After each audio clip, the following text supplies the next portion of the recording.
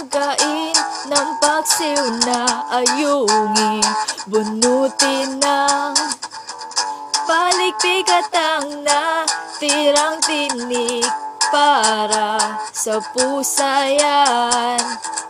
Ati ilapit sa labi ang ulo at sipsipin ang mga matang dilat. Pagkatapos ay mismo ang ulo ang sipsipin hanggang sa maubos ang katas nito. Saka mo umpisahan ang laman.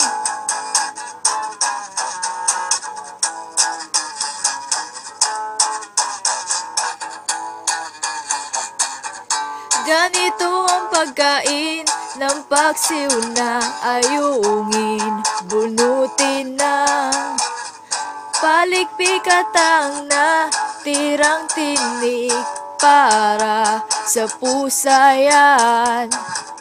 Ati ilapit sa labi ang ulo at sipsipin ang mga matang dilat.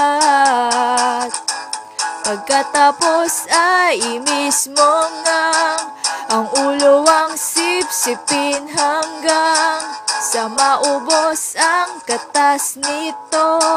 Saka mo umpisahan ang laman. Pagkatapos ay mismo ang ulo ang sipsipin hanggang sa maubos ang katas nito.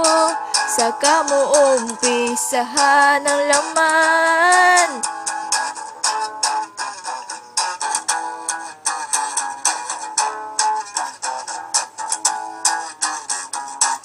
Unti-unti lang, dahan-dahan, at simutin ng gusto ko konti yan. Ulam natin, mahirap paglawain, mahirap paglawain sa sabaw. Unti-unti lang, dahan-dahan, at simutin ng gusto ko konti yan. Ulam natin, paglawain, mahirap paglawain sa sabaw. Huwag kang aangal, payat man ang ayungin. Huwag kang aangal, pabigat din sa tiyan. Payat man ang ayungin, pabigat. Ay mismo ang ulo ang sipsipin hanggang sa maubos ang katas nito. Saka mo umpisahan ang laman. Tapos ay mismo ang ulo ang sipsipin hanggang sa maubos ang katas nito. Saka mo umpisahan ang laman. Pagkatapos ay mismo ang ulo ang sipsipin hanggang sa maubos ang katas nito. Saka mo umpisahan ang laman.